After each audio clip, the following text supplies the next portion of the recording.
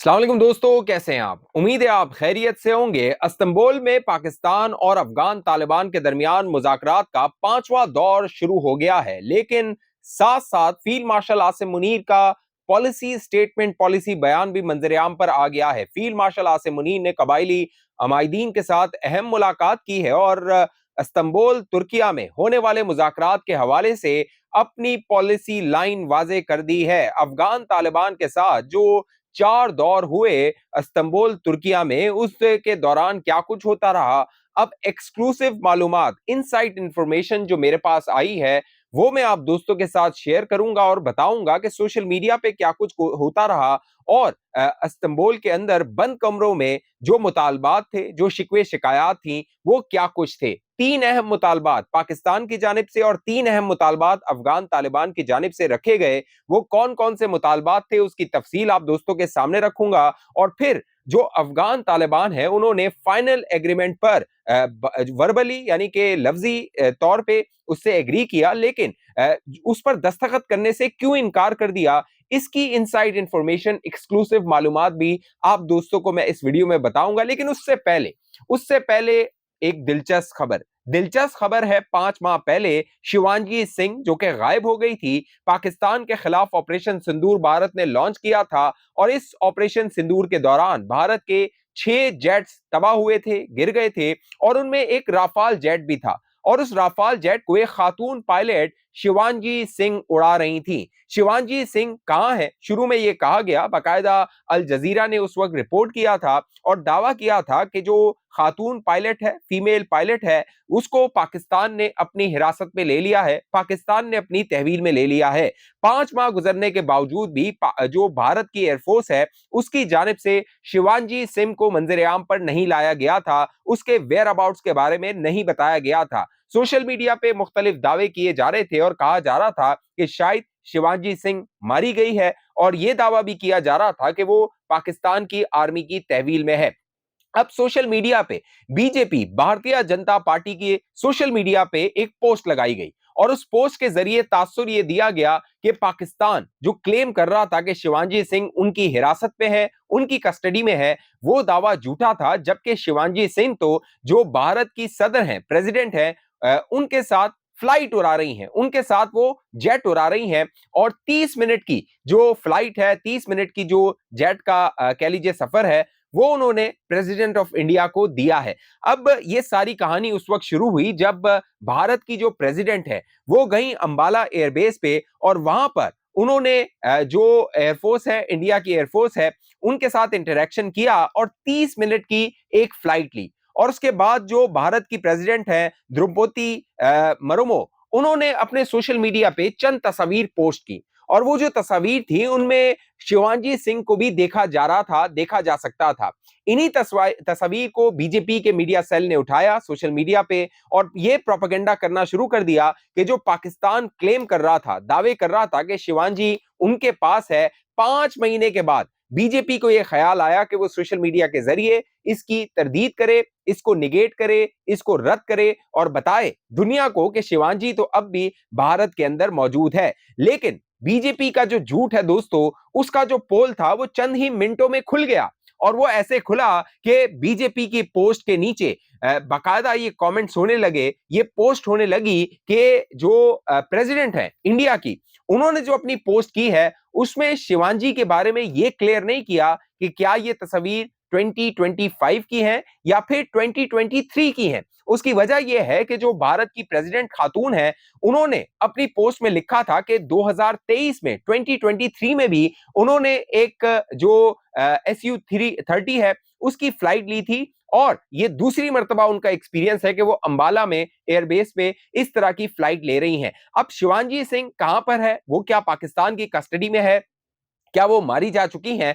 पाकिस्तान इस हवाले से अपना मौकिफ उन्हीं दिनों में यानी मई के दिनों में वाजे कर चुका था। अगर आपको याद हो, DGISPR लेफ्टिनेंट जनरल अहमद शरीफ चौधरी ने एक प्रेस कॉन्फ्रेंस की थी और उस प्रेस कॉन्फ्रेंस में जो पाकिस्तान की फौज का रद्देअमल था, पाकिस्तान की फौज का स्टेटमेंट था, बयान था, वो वाजे कर दिया था कि पाकिस्तान की कस्टडी में भारत का कोई पायलट नहीं है। क्यों? उसकी वजह यह है कि 2016 में 2019 में जब जो विंग कमांडर अभिनंदन था वो पाकिस्तान की कस्टडी में आ गया था, तो भारतीय जो अवाम है, भारतीय जो एयरफोर्स है, भारतीय जो आर्मी है, उनके जहन में एक हॉरिफिक ड्रीम था, हॉरिबल ड्रीम था, एक पुरानी यादें थी कि क्या एक बार फिर हमारा जो पायलट है या हमारी पायलट है वो पाकिस्तान की कस्टडी में चली गई है, एक बार फिर वही हमें जिल्लत और रुसवाई होगी जिस तरह अभिनंदन के वक्त भारत की जिल्लत और रुसवाई हुई थी। तो ये वो सारी बातें थी, लेकिन डीजीआईएसपीआर ने वाजे कर दिया था, बाकायदा प्रेस टॉक में वाजे कर दिया था कि पाकिस्तान की कस्टडी में भारत का कोई पायलट नहीं है। सोशल मीडिया पे ये सिर्फ गॉसिप्स है, सोशल मीडिया पे ये खबरें उड़ाई जा रही हैं, खबरें फैलाई जा रही हैं। भारत की शिवांगी सिंह पाकिस्तान के पास नहीं है। शुरू में ये खबरें आई थी कि जो पाकिस्तान ने राफाल को हिट किया था तो शिवांगी ने अपने आप को इजेक्ट कर लिया था, यानी उससे वो जेट से निकल गई थी और बाद में वो जख्मी हुई थी, उनको इंजरीज आई थी और उसके बाद उनका ट्रीटमेंट होता रहा था। लेकिन शिवांगी आज भी कहां पर है, उनके वेयर अबाउट्स क्या हैं? शिवांगी जो है उसने 2017 में 2017 में इंडियन एयरफोर्स को ज्वाइन किया था। राफाल उड़ाने वाली बताया जाता है वो वाइट पायलट है जो कि भारतीय एयरफोर्स में है, खातून पायलट है जो रफाल उड़ा सकती हैं, रफाल उड़ाती हैं, लेकिन उन्होंने जैसे उड़ाया वो हमने देख लिया था। इससे पहले 2023 में SU-30 के हवाले से जो प्रेसिडेंट ऑफ इंडिया है वो दावा कर रही हैं कि उन्होंने शिवांगी सिंह के साथ वो उड़ाया था। तो अब शिवांगी सिंह जो है वो जिंदा है या नहीं है, बीजेपी के पोस्ट है, भारतीय मीडिया के खबरों ने मजीद जो सवालात हैं उनको जन्म दे दिया और इसमें जो सबसे अहम किरदार अदा किया है वो भारत की प्रेसिडेंट ने किया है, जो उन्होंने पोस्ट और तस्वीरें अपने सोशल मीडिया पे लगाई थी। अब आ जाइए अफगानिस्तान की बात कर लेते हैं। दोस्तों, अफगान तालिबान जिनको पाकिस्तान वार्न कर रहा था और मुतालबे कर रहा था कि आपकी सरजमीन पाकिस्तान के खिलाफ इस्तेमाल होगी तो पाकिस्तान की सरजमीन से उसका जवाब दिया जाएगा। अब अफगान तालिबान और पाकिस्तानी हुक्काम के दरमियान जो डेडलॉक था वो कोलैप्स कर गया था और बताया जा रहा था कि ये जो टॉक्स हो रहे हैं अब इनको आगे नहीं बढ़ाया जाएगा, लेकिन तुर्किया की कोशिश ये थी कि दोबारा मीडिएशन को आगे बढ़ाया जाए। और सोर्सेस ये बताते हैं कि एट द 11th आवर, कहते हैं ना कि जब हमारे जो पाकिस्तान के ऑफिशियल्स वहां पर मौजूद हैं वो अपनी फ्लाइट लेने वाले थे, रात तकरीबन 9 बजे की फ्लाइट थी, उससे चंद घंटे पहले जो तुर्किया के ऑफिशियल थे उन्होंने कम्युनिकेट किया कि पाकिस्तान के ऑफिशियल तुर्किया में ही रहें, एक और राउंड किया जाएगा, यानी एक और कोशिश की जाएगी। और साथ साथ जो तालिबान कह लीजिए रिजीम है उनको ये रियलाइज हो रहा था कि जो आखिरी मौका है वो शायद ये गवा रहे हैं, इसके बाद मौका हाथ नहीं आएगा। अब ये जो टॉक्स चलते रहे थे इसके दौरान क्या मुतालबे होते रहे थे, क्या कुछ होता रहा था, उसकी एक्सक्लूसिव मालूमात अब सामने आई है सोर्सेस से। वो ये बताते हैं, जो सोर्सेस हैं वो ये बताते हैं जो पाकिस्तान ने मुतालबे किए थे, पाकिस्तान के मुतालबे तुर्किया को भी समझ आ रहे थे, पाकिस्तान के मुतालबे कतर को भी समझ आ रहे थे। पाकिस्तान का पहला ये मुतालबा था कि जो पाकिस्तान और अफगानिस्तान के दरमियान बॉर्डर है वहां पर 15 किलोमीटर का एक बफर जोन बनाया जाए और उसको नो मैन लैंड डिक्लेयर कर दिया जाए, यानी वहां पे कोई भी जो शख्स है वो नहीं जा सकेगा उस 15 किलोमीटर के अंदर। और अगर इन 15 किलोमीटर के अंदर कोई जाता है तो फिर एक डिक्लेरेशन ऑफ वॉर तस्वुर किया जाएगा, यानी वो दुश्मन गर्दाना जाएगा और उसको मार दिया जाएगा या उसको कैप्चर कर लिया जाएगा। ये वो शर्त थी जो पाकिस्तान ने रखी थी। दूसरा पाकिस्तान का मुतालबा यह था कि 6 के करीब जो दहशतगर्द हैं, हाई वैल्यू टारगेट्स हैं, उनकी लिस्ट दी गई थी अफगान तालिबान को और इंटेलिजेंस दी गई थी कि ये कहां कहां मौजूद हैं, उनके वेयर अबाउट्स क्या हैं, उनके लोकेशंस क्या है। लेकिन अफगान तालिबान ने उनके खिलाफ भी एक्शन लेने से इनकार कर दिया था। साथ साथ जो हाफिज गुल बहादुर और टीटीपी जो नूर वली महसूद ग्रुप के हाई वैल्यू टारगेट्स हैं उनकी लिस्ट दी गई थी कि उनको रोका जाए या उनको खिलाफ अफगानिस्तान के अंदर जो है वो कार्रवाई की जाए।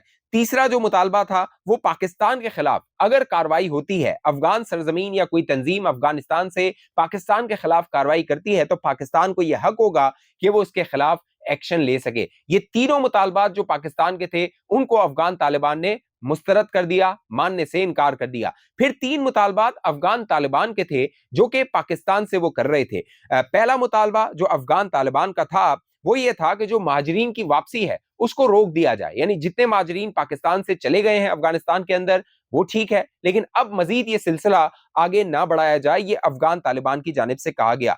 दूसरा जो मुतालबा था वो बॉर्डर पर जो स्पेशल पासेस हैं वो जारी किए जाएं, वीजा की जो शर्त है उसको खत्म कर दिया जाए। लेकिन पाकिस्तान ने इससे भी इनकार कर दिया।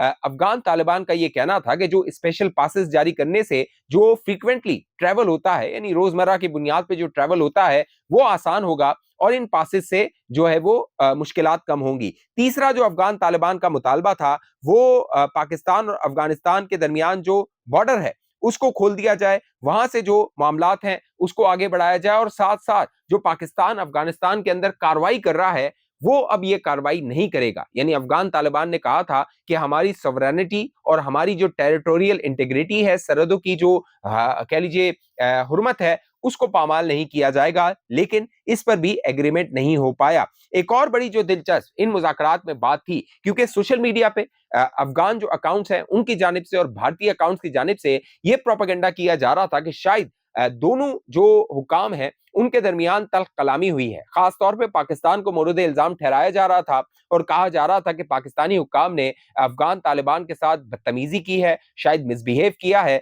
लेकिन मेरा ये ख्याल है जिस जो कि मुझे ये बात वैसे भी समझ नहीं आ रही थी, क्योंकि जो अफगान पाकिस्तानी ऑफिशियल्स हैं वो एक एक्सपीरियंस रखते हैं, डिप्लोमेसी में भी एक्सपीरियंस रखते हैं और डीलिंग में भी एक्सपीरियंस रखते हैं। ये अफगान तालिबान को आए हुए 4 साल हुए हैं, इनका कोई वसी तजर्बा नहीं है कि निगोसिएशन कैसे होती है, डिप्लोमेसी कैसे होती है। लेकिन इस सब में सबसे अहम और दिलचस्प बात यह है जो कि जराए दावा करते हैं कि अफगान तालिबान और पाकिस्तान के दरमियान जो बराह रास्त मुज़ाकरात थे, यानी वन ऑन वन इंटरेक्शन था, वो कम था, यानी कि वो ना होने के बराबर था। जो तालिबान साइड थी वो कतर के जरिए मुज़ाकरात कर रही थी, जबकि पाकिस्तान जो साइड थी वो तुर्किया के जरिए मुज़ाकरात कर रही थी। यानी पाकिस्तान के जो मुतालबे होते थे वो तुर्किया के जो ऑफिशियल्स हैं उनको बताए जाते थे, जबकि जो अफगान साइड के मुतालबे होते थे वो कतर को बताए जाते थे। और अगर आपको याद हो, एक बयान जो 19 तारीख को मंजर-ए-आम पर आया था, 19 अक्टूबर को, जब कतर के अंदर दोहा में मुज़ाकरात हुए थे और पाकिस्तान के जो डिफेंस मिनिस्टर हैं ख्वाजा आसिफ साहब वो वहां पर थे,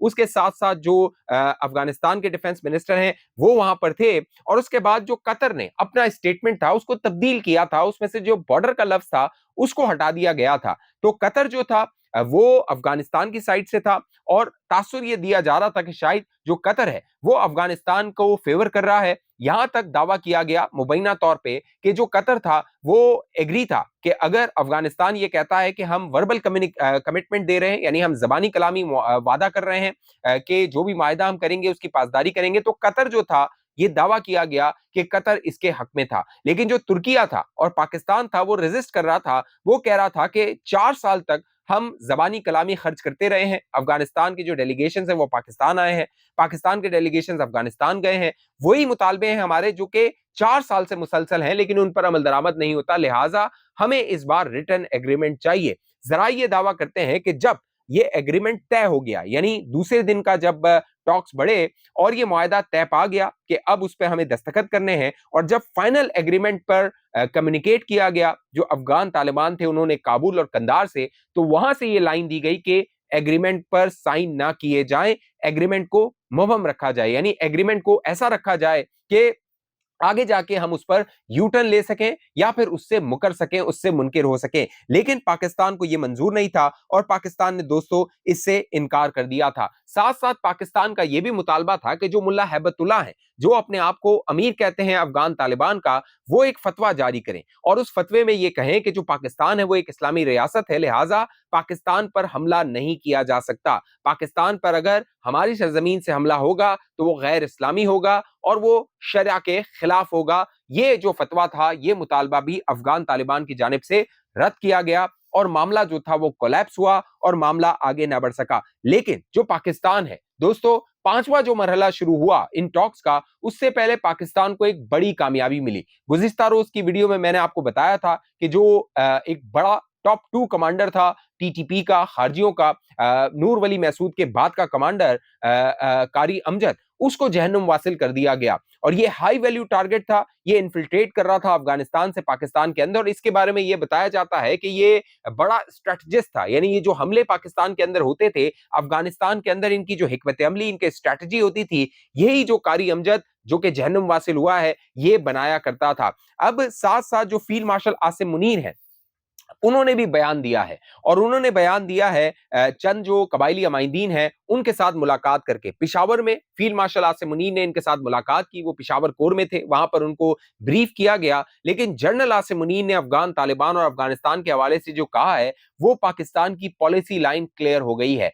जनरल आसिम मुनीर ने वाजे किया है कि अगर अफगान सरजमीन से पाकिस्तान पे हमला होगा तो फिर उसका भरपूर और उसी तरह जवाब दिया जाएगा। साथ साथ जो अमायदीन थे, कबायली अमायदीन, उनके हवाले से जो जनरल आसिम मुनीर थे उन्होंने कहा कि कबायली अमायदीन पाकिस्तान की फौज के साथ हैं, दहशतगर्दों के खिलाफ है और अफगान तालिबान के खिलाफ वो पाकिस्तान की मुसल्लह अफवाज के साथ खड़े नजर आते हैं। अब जो अफगान तालिबान है वो जिस तरह की पुष्पनाई कर रहे हैं इन खारजियों की, इन दहशतगर्दों की, बज़ाहिर ये नजर आता है, क्योंकि मैं आपको पहले वीडियोस में बता चुका हूं जो अफगान तालिबान है वो इन टीटीपी के खारजियों को अपने से अलग नहीं समझते। वो ये कहते हैं कि इन्होंने भी मुल्ला हैबतुल्लाह के हाथ पे बैत की हुई है, ये भी हमारा हिस्सा है, ये भी जो हमारी तालिबान की रिजीम है उसका हिस्सा है, ये जो शरीयत है या हमारा जो निजाम अफगानिस्तान में हम लेकर आए हैं ये पाकिस्तान में उसका निफाज चाहते हैं, लिहाजा जो इनकी शराइत है या इनके जो मुतालबात हैं हम उनके साथ खड़े होंगे और हम खड़े हैं। तो बज़ाहिर ये जो टॉक्स दोबारा शुरू किए गए हैं,